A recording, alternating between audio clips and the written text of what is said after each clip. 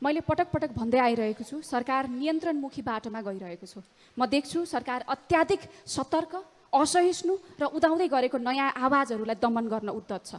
यसले के देखाउँछ भने सरकारले जनविश्वास गुमाइसकेको छ र गम्भीर सङ्कटमा छ। तर सभामुख महोदय, यो सङ्कट सरकार आफैले निम्त्याएको हो। सरकारले कानुनलाई न्यायको तराजु बनाउनु पर्ने थियो, तर प्रतिशोधको तरवार बनायो।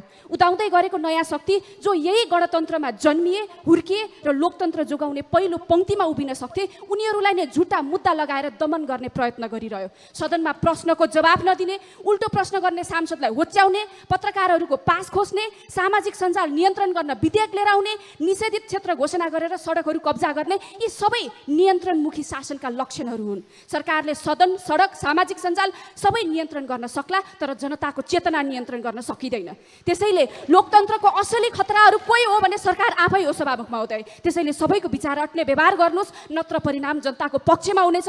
यो सरकारलाई नयाँ पुस्ताको चेतावनी हो। धन्यवाद।